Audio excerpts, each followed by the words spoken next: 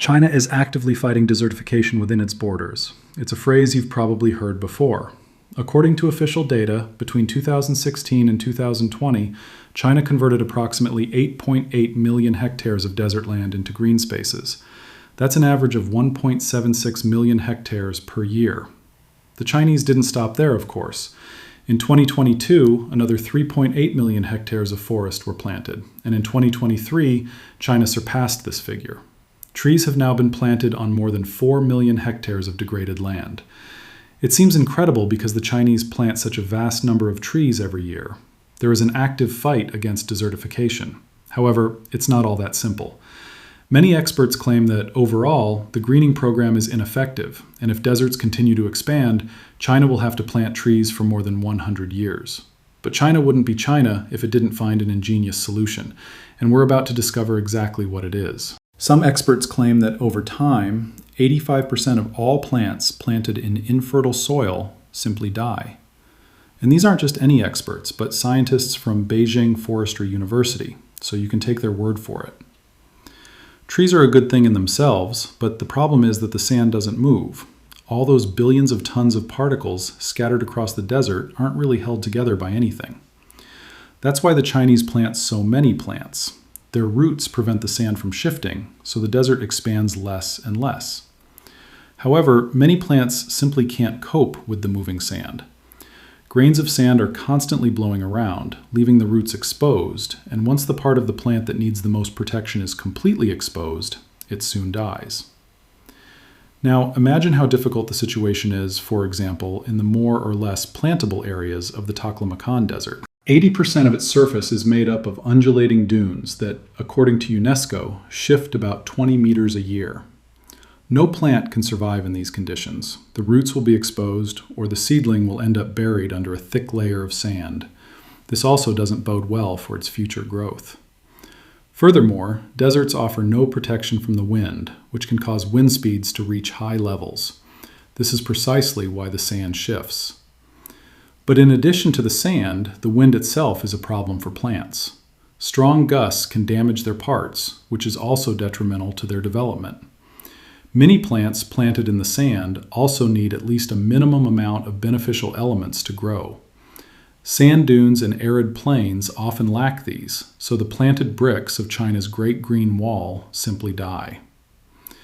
This is the planting that takes place in China every year on March 12th. It's a very significant date for the country, Tree Planting Day. On this day, many ordinary citizens go to dry, arid places to plant trees. That said, everyone who participates on this day is aware that if they are between 11 and 60 years old, they must plant 3 to 5 trees each year or perform an equivalent amount of gardening work. And what's more, imagine this. Tree planting plays such an important role in China that many couples get married the day before Tree Planting Day to celebrate their marriage with a newly planted tree. Yes, all of this is wonderful. The population actively participates in saving the country from desertification, so actively, in fact, that, according to various estimates, some 50 billion trees have been planted in recent years. This practice works wonderfully in places more or less suitable for trees and shrubs to grow, but when it comes to sandy soil, it requires some expertise. Where, how, and what to plant, so that it doesn't die in the end. It's also good to know what can be done to improve the plant's survival rate. Experts in China have set to work using a legal loophole to plant crops in desert conditions: straw. The idea is brilliant, but what exactly is straw in this context? When wheat, oats, rice, and other similar crops mature, they have 2 parts: the ears, which are the top part, and everything else, including the leaves and stalks. It's harvest time. The combines enter the fields. They separate the ears from the rest of the crop. The ears are used together to produce familiar products like bread in the case of wheat. The rest, mostly the other parts, are left in the field to dry. This is how the straw appears, it's used for animal feed, for example. In short, it's dead, dried plants. The Chinese have a lot of this kind of straw. You know that China is a rice-producing country, right? Well, in 2024, the country had over 30 million hectares of significant rice crops, which produced more than 207 million tons of rice. There's no concrete data on the amount of straw China harvested that same year, but according to the International Rice Research Institute, the ratio is roughly 1-to-1.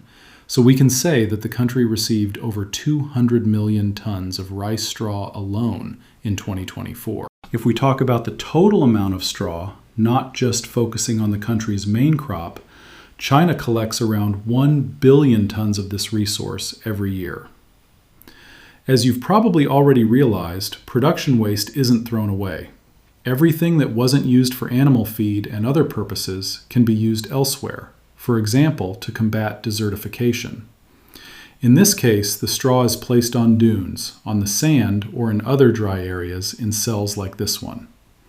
On a large scale, it creates a kind of enormous chessboard of hundreds or thousands of cells. Of course, setting up this entire system is neither an easy nor a cheap task, as it might seem at first glance. First, all this material has to be transported to a desert area, which involves an expense. Furthermore, sometimes driving to a sandy location can be quite problematic. Second, the system has to be properly assembled, which requires digging trenches and then placing straw in them. This may not seem so difficult, but we must remember once again that this is a very common situation in the desert, where there is no rain to cool things down, temperatures are extremely high, and finding shade to rest is a difficult task. But, despite everything, there are a large number of Chinese people who dedicate themselves to stacking straw, because the disadvantages of installing such a system pale in comparison to what is achieved in the end. For example, these straw cells are an excellent way to obtain nutrients for plants. First, checkerboard patterns of straw are laid on dunes and other dry areas. Then, seeds of plants resistant to the local climate, such as suitable shrubs or trees, are placed inside each cell. These seeds are picked up by the wind and scattered around the inner edges of the straw barriers, whose decomposing straw becomes a kind of natural fertilizer. Each straw cell will take 3 years to decompose, after which they will be replaced by checkerboard barriers of living grass which green the dunes. Even a little fertility for plants in a harsh desert environment sounds good, but scientists investigating the straw cells have discovered another beneficial effect. Each row of straw increases the dune's ability to trap dust, and that equates to an accumulation of soil organic matter and nutrients on the dune surface. Scientists have even labeled the conformation. Where straw bale cells have been used, significant differences have been found in plant species richness, herbaceous cover, and soil physiochemical properties. In short, while straw bale cells are not a magic bullet for transforming sand dunes into perfect green meadows, they do an excellent job of giving plants a better chance of survival in the most challenging conditions. Furthermore, there is another positive effect. The straw cells act as a kind of barrier. They restrict the movement of the sand, which constantly tries to escape by exposing or burying the roots of trees and shrubs. The plants are safe surrounded by straw because the sand in which they are planted becomes more stable. As researchers have found, the straw grids reduce the intensity of the sand flow by 99.5%, meaning it almost completely stops. This, of course, significantly increases the percentage of plants that survive in the hard desert dunes.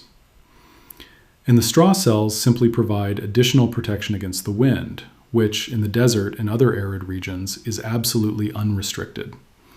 It blows freely at maximum speed and can easily damage young plants. Taken together, all the positive effects of the straw cells can seriously improve plant survival rates. The only remaining question is how to reduce the amount of labor required to accommodate the large number of these systems. Of course, the Chinese have figured out what can be done about this. They reasoned, why lay piles of straw in a checkerboard pattern when you can initially create long, single-piece rows? The end result was prefabricated straw ropes. You simply transport them to the appropriate location, stretch them out, and position them in the correct area. That's it. No additional steps. All the key processes are mechanized and are 60% more efficient than traditional manual laying. At the same time, the mechanically created straw ropes have a lifespan of about 6 years, twice that of the traditional version, and the pre-tied rope can be easily reused. Pulling it out of the sand is as easy as putting it in. pull one section and the rope will move as a whole, perfectly. But for a country constantly battling desertification through reforestation, a perfect solution wasn't enough. A vehicle has also emerged that can be loaded with straw and then simply driven over the selected sandy terrain. The system automatically forms strips and deposits them on the barren soil. And that's not all, because the solution also automatically digs the line where the straw is placed. Remember how, to control dune movement, you have to fill the straw line with sand?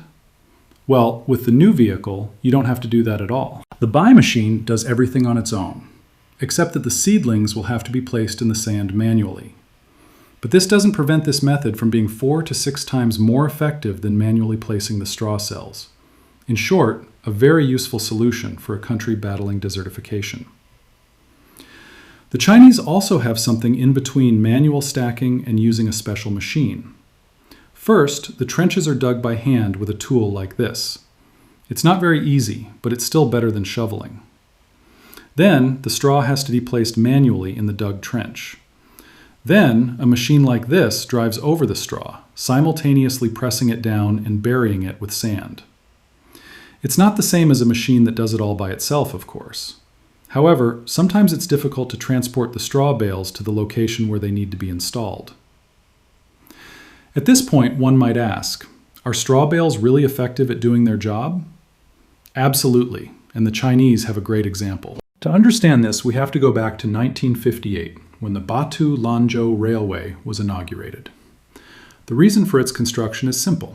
It was necessary to connect Batu in the Inner Mongolia region and Lanzhou in Gansu province, which required building 990 kilometers of railway, 140 of which crossed the Tengger Desert.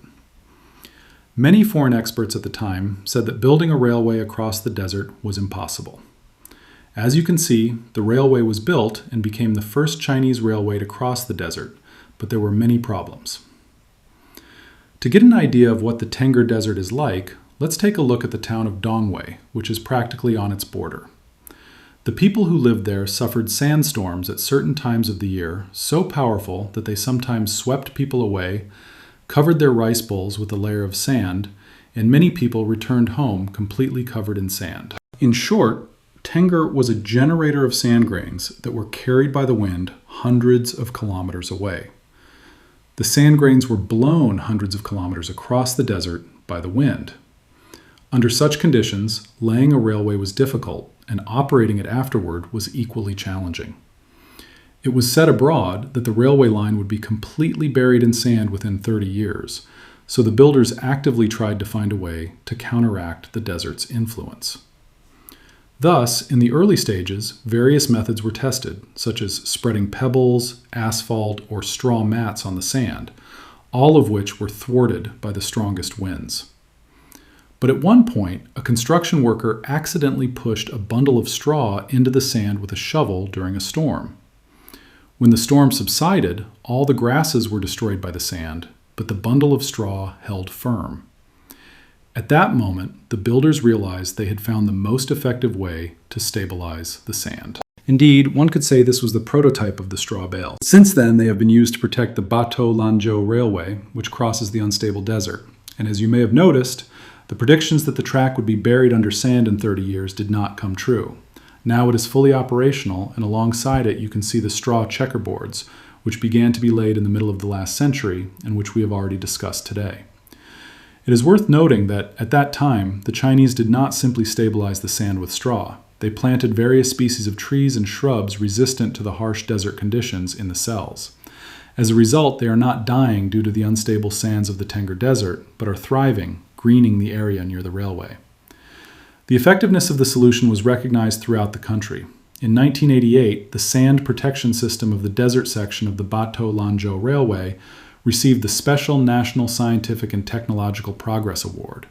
In 1994, the Songwei Local Sand-Fixing Forest Farm was included in the Global 500 list and hailed as a miracle in the history of humankind's struggle against the sand. The straw-based checkerboards were not only recognized, but also honored with loans. Countless nations suffering from desertification problems began to implement similar solutions in their own territories. Moreover, straw-based sand stabilization was the first Chinese solution of its kind to be widely adopted globally. Incidentally, there is more than one route through this same Tengger Desert. Indeed, China does not believe that barren sandy territories should be avoided at all. Thus, in 2022, the country's first expressway opened in Tengger. It's not actually a standalone road built solely through desert terrain, but rather part of a larger expressway connecting Qintangsha and Zhonghui. But does that diminish the heroism of the Chinese builders? Building nearly 123 kilometers of highway through a hot desert prone to frequent sandstorms is no easy feat. Naturally, it's not just a road, but a system with multiple layers of defense against desert erosion. A barrier has been created to prevent the highway from being eroded by wind and sand. This includes a gravel belt, similar to straw bale cells, but more robust due to the inclusion of stone. This prevents sand from damaging the highway. And there's something else too. Yes, straw bale cells again. In the 2020s, this technology is being used in exactly the same way during construction in desert terrain. We believe it's undoubtedly a mark of quality and an indicator of efficiency. The installation technique for the straw bale barriers is no different from what's done under normal conditions. Workers spread the straw, then use a shovel to drive it into the sand. There are no machines. The solution is efficient as is. It should be noted that the project saved approximately 4 million cubic meters of construction materials and 600,000 cubic meters of water, in addition to being an environmentally friendly solution. Furthermore, the Chinese have also considered tourism. 2 service areas have been created along the stretch of road that crosses the desert, so that drivers and their passengers can enjoy the views. Most importantly, the road will last a long time thanks to the straw. It has been protecting the nearby railway from the desert for over 50 years, which means it will also protect the road for cars. Of that, there is no doubt. Moreover, straw is used to protect many other roads that cross China's deserts. Yes, the country definitely does not shy away from barren areas, even the most dangerous ones. For example, there is a highway that crosses the Taklamakan Desert, 80% of which runs through what is known as the Sea of Death. The total length of the highway is 562 kilometers, and most of it must be protected from the desert's hazards in every way possible. This is done in particular through straw bales with plants growing inside them. Of course, it's not just about the straw, but about the extent to which China as a whole has developed and adapted to deal with areas that are best avoided. The Chinese, in general, have all sorts of projects related to combating desertification, but we'll talk about those another time.